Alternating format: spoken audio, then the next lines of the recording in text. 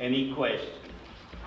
I can't tell you what it is that Juicy wants to ask his friend, Risto wants to ask his friend Juicy. You'll have to read the book to find out. Any questions? Any questions? It's kind of a question for... Oh, there's a question. How many languages do you speak? Io. That means me. I'm good with Italian. I can speak and read Italian well. French I used to be better with. And French and Italian are not that far apart. They're Romance languages. I don't think, there are people in my life who are much better with languages. In fact, many of my Neapolitan friends are much better with languages Did you than I live am. in Naples for a while? Yes, I lived in Naples, and my parents spoke Italian in the home. Well, this is a subject of some dispute. My mother is still with us, lovely, strong-minded woman, and she says, "Oh, John, you're exaggerating. We didn't speak Italian in the home." But I remember distinctly them talking, about money, about difficult friends. I remember distinctly they would talk about Italian, and it was an adult subject. They would talk in Italian about an adult subject. So I did a lot of learning. Yes, listening. Yeah, and then when I was roughly in middle age, I made it a point to actually study it and get good at it. And in some ways it helps with writing, in some ways it doesn't. Lowell, I'm sure you, or Mick, sorry, everybody, Mick, I'm sure you'd agree, but it became important to me, writing all the Naples work, not to throw in a lot of Italian, not to show off, If somebody's saying, wait, I don't have them say aspetta, and then translate. Deb, shall I sign it? Yeah, I'll sign it quick. Short. And I didn't, it seemed to me like showing off to throw in a lot. It actually got in the way. By the way, we're Facebook friends. I've never met you before, but hello. It's so nice to meet you.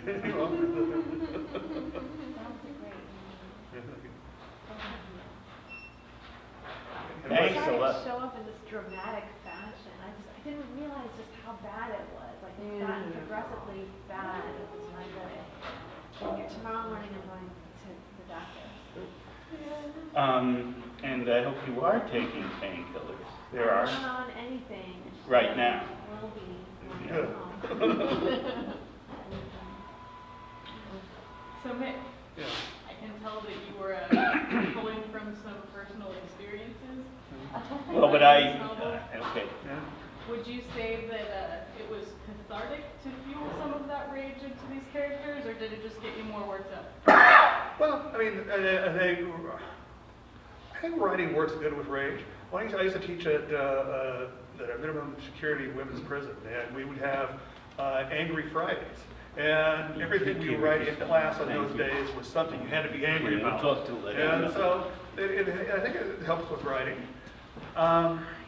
Me, I'm not an autobiographical writer, but I am influenced by the things that happen to me in this world. And I once had a department chair tell me that I needed to reconsider my perceptions. And she's going to put that in my tenure file. So this is like, yeah. So I'm angry. I was treated very badly by university once. So I'm very happy with my current job. Only once? Yeah. Only once, that was enough. Well, it I- paid off for the writing, at the very least.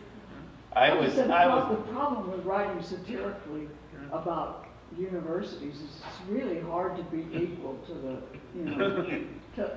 the absurdity of the things that people say over the years, and collectivizing a bunch of stuff. The marsupial thing actually sort of happened. I had a student, and I sent this passage to him, who did a piece about wallabies. And when he was in high school, they broke into the petting zoo to feed the wallaby. And so I sent this to him, and he's teaching at a community college now. He's been a long time. He was very happy that I did this. He thought it was funny. So, The wallaby is a kind of kangaroo, isn't it? yeah, Yeah. they're cute little fellows. What I was getting at was when I started to talk about how I didn't want to fling around a lot of foreign language, and I can talk about a case where it was important to me to use one term. One recurring term here is percarita, which is an kind of exasperated expression, which actually means for mercy's sake. It's a kind of a formal, old-fashioned expression. And people like this in the arts, on the edges of society, sexually slippery, for them to use per carita, it's ironic. It's like Andy Warhol saying, "Oh, for mercy's sake," and so I kept that one. But a lot of the Italian stuff I didn't want to show up, and I was trying to ask you, it's similar to what Elizabeth said, how do you rein in the stuff you actually know and just let the story tell itself? Let me try that again. How much your narrator at times is commenting on the conversation while the conversation itself is getting absurd. Talk about that. It's first person past tense, so it's all happened. He's recollecting it. So then he can, and it's just his first person, he can break fourth wall or whatever, talk straight to the reader. He can comment on what's happened. So I guess that's the way that works. And he's, Do you ever feel the need, look, I don't have to say this is stupid, it's stupid enough? Talk about that decision. Well, and sometimes Holt has to say that, but in his important interactions with every other character, they always get the last word, right? And like the bosses really do think he's an idiot, and he's not. But they always get the last word in every important conversation. So, which sort of extends how I set that character up in Professed, is that he's always getting stepped on by other people, and he's taking action in this book, so he's advanced a little bit. But every conversation, other people get the last word, and he lets that because he's the narrator telling the story. So that's part of his development as a character. Yes, Elizabeth. I was going to ask this sort of obligatory question, but ask if you would talk about the kinds of research that you did for this novel. I mean, how much of this Sure. was just what I call walking around research, people that you know and you ask maybe a few questions or whatever, and did you actually read stuff about Somalia or? Sure. It's a perfectly legitimate question. Thank you for asking it. Sure. I had a reviewer ask me just before I left for Austin. A guy said, "I'm reviewing the book and I want to know about your background." And I said, "Well, it isn't an interview, but I can point you to interviews. But the final demonstration of whether my research worked is the book. I could talk at length about what I read, who I spoke to. I could talk about my own life. I have a trans child. But it's finally the book that has to prove, of course I'm appropriating, artists always appropriate, but am I doing it badly? Am I doing it unfairly? But yes, I did all that. I went to a refugee camp and interviewed Africans literally off the boat, saved from the sea. And that was a hard day. I certainly knew a number of Africans around Naples, and one in particular I was close to because he was in an affair that seemed to be headed towards marriage with a white friend.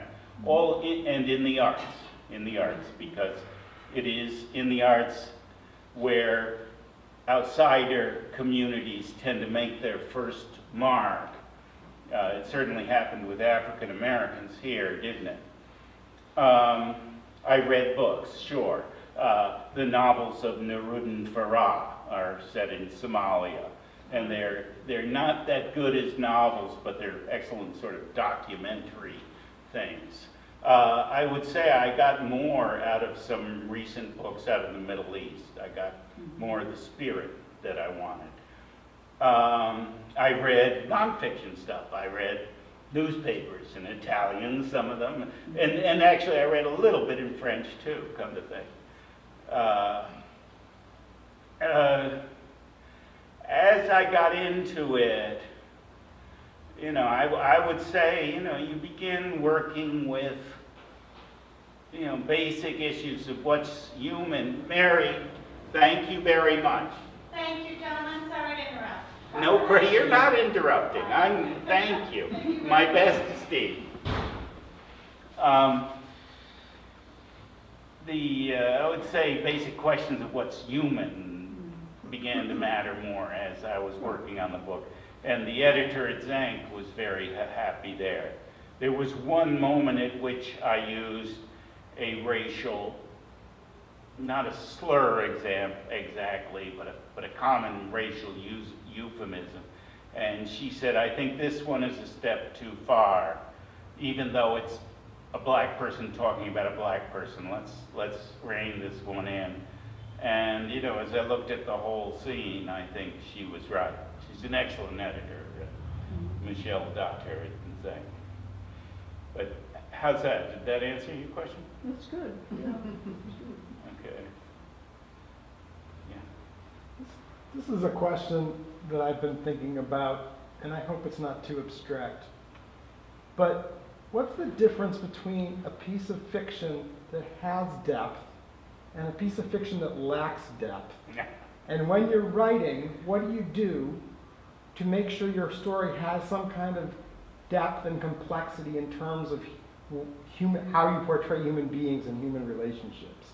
And one of the reasons I'm asking that is that in my own job, like my day job, I work in educational publishing, and I'm always looking for already published excerpts or passages to use, or commissioning someone to write passages to be used in educational publishing.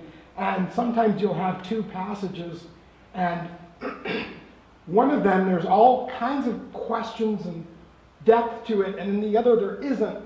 And it's not always clear what's the difference. And anybody who's taught English, English literature class kind of knows this.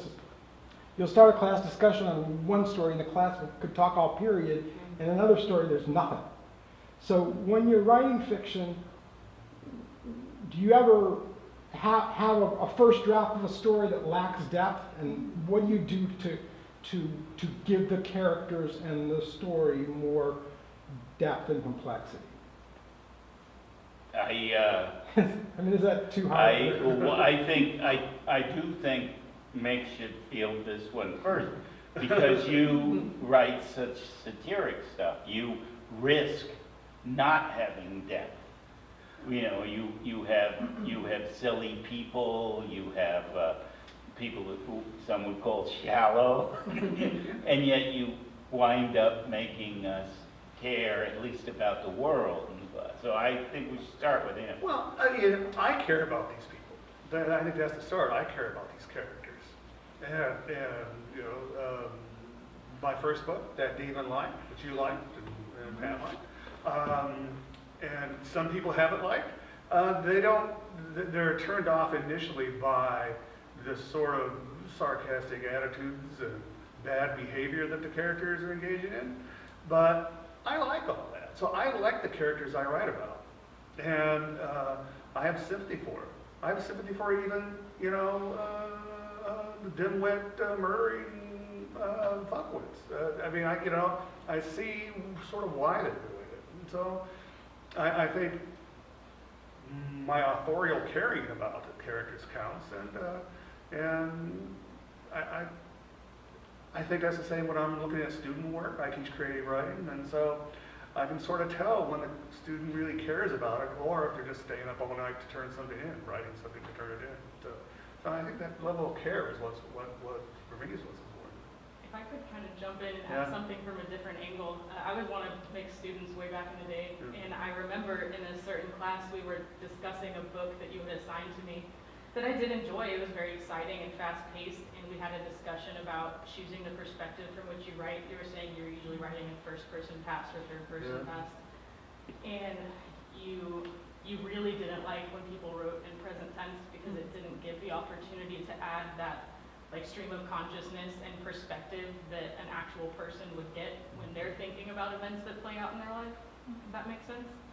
And I just remember you teaching us, or me anyway, a lot about how simple choices like that and like the actual structure and like, you know, aside from the narrative, aside from the story that you're telling, just the way that you choose to tell it in little ways like that can give you a lot of opportunities to add that depth and to add more of your characters' personal, like personalities and perspectives that you can't add when you don't make certain choices. Yeah, I think I remember the book too, and I see this in some student writing. First person present tense, they get into a dangerous situation. Well, they're not going to die. You know that because it's being told as it's happening. And if it's past tense, you can say, "Oh, you know, that was scary," you know, or you know, whatever you can reflect on the scariness of it while still building tension. I think. And so. Sorry, I'm gonna. Yeah. I love his writing. I'm just gonna blow you up a little bit more. Sure. I really like that your writing is simple in its structure. Another thing that he taught us is that he doesn't like using fancy words when he's talking about. I'm blanking on how to say this properly. People talking in quotations. It's just I said, like, you don't have to add a lot of verbose extras. Like let the conversation speak for itself. And I think that the simplicity actually adds a lot. Yeah, well, it's also where you put the tag, and what's the end of the paragraph is more important than what's in the middle. So you want to maybe not put the says at the end unless it's important who's saying it. Yeah, there's lots of little things like that. So, yeah. It's very relatable. The choices But you know, made sometimes I are- mean, in Professed, Maybe I just don't have a very good attention span, but it works for me. one of the characters is always being in bad behavior. He's always on drugs.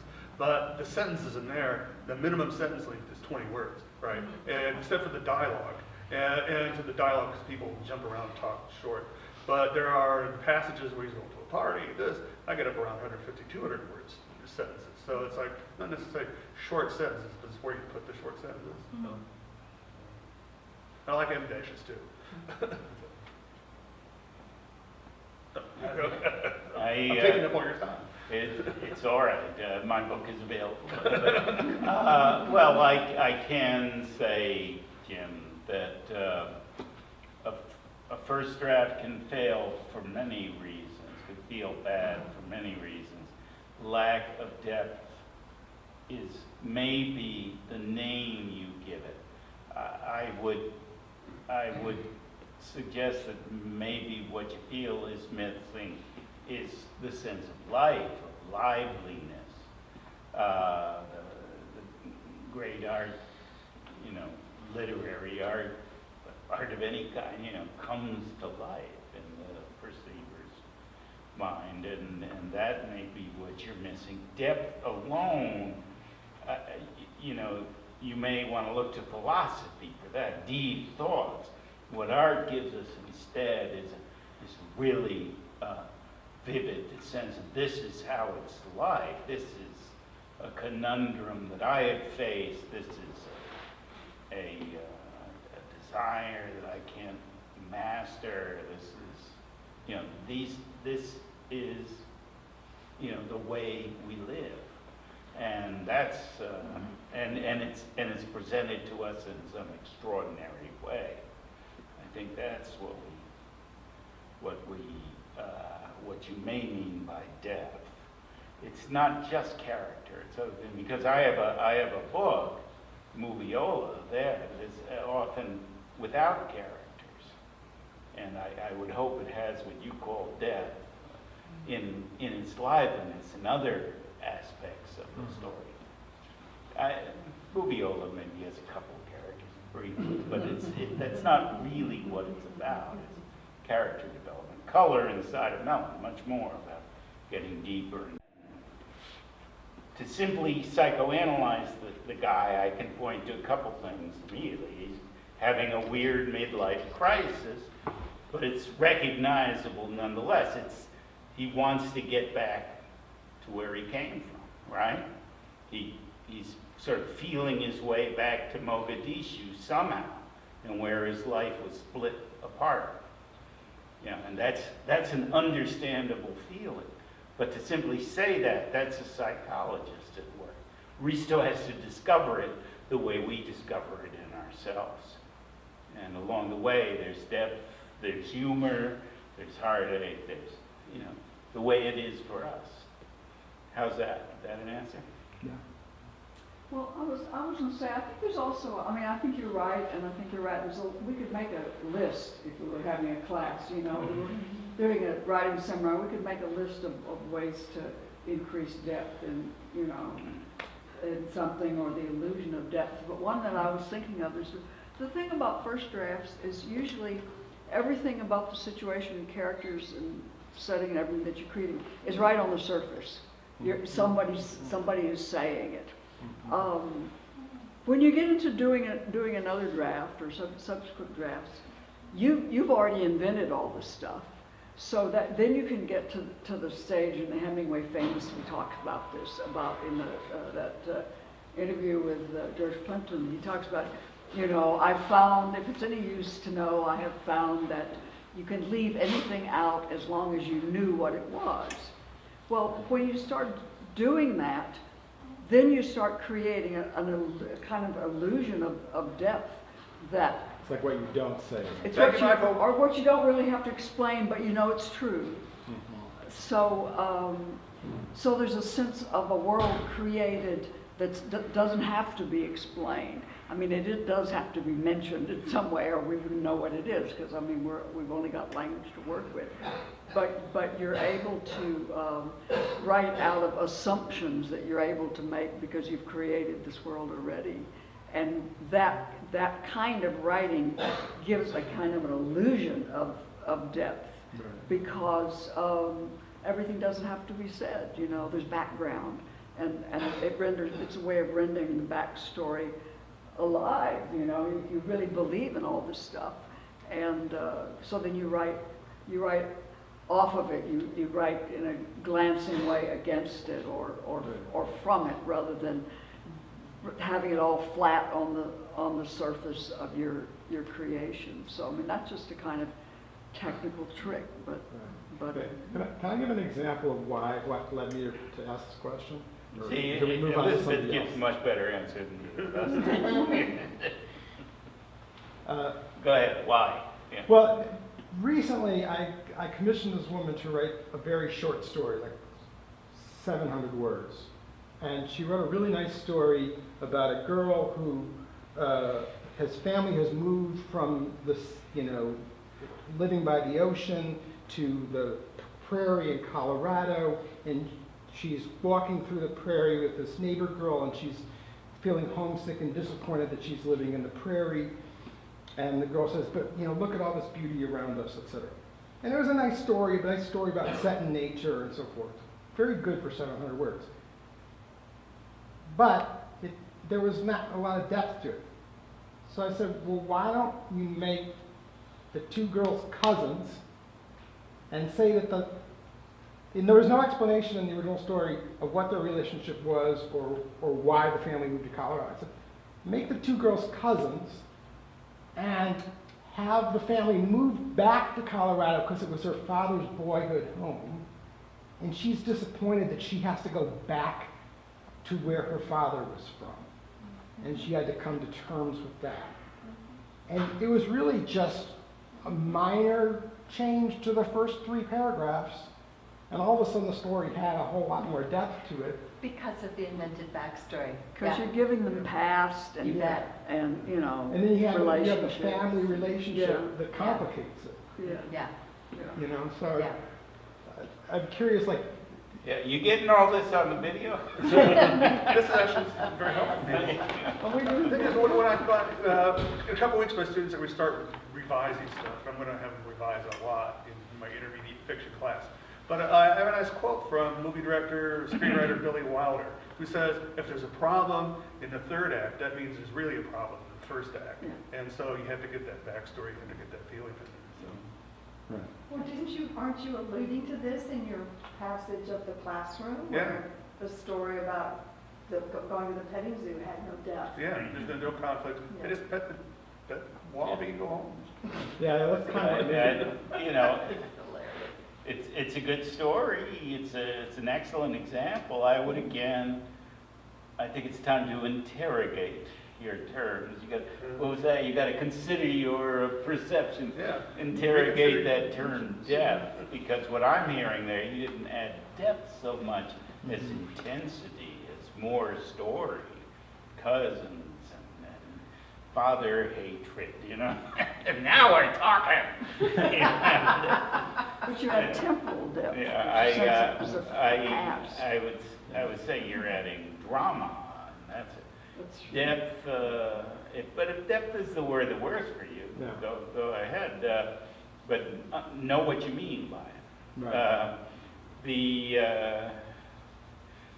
This one here, if anything, working with Africans in Europe, if anything, I had to drive some of the drama back into its whole. You know, there were constant stories that could boil up in all directions, and that was a way the book could have been written. It would have been about twice as long, if not 3 times, and a perfectly good way to write it. But it was not that didn't fit my sensibility so well. I needed to narrow it down. But if I were Balzac, if I were, shouldn't even say if I were Tolstoy. That's blasphemy. But if I were George Eliot doing Middlemarch, you know, that all of those backstories would bubble up. It's a setting worthy of any of those people. Well, I do have 3 books in Naples, so, Yeah. you know, I hope some of it got What was in the there. other one? The first one was Earthquake ID. Second one was A Tomb on the Periphery. And this is the third. Earthquake is the one I haven't read. Well, easily found in all media. You can get it electronically. Are there other questions? Pam, we haven't heard from you, but we could also call it a day. What do you like? I think y'all have explained most of what we wanted to hear. So good to call it a day.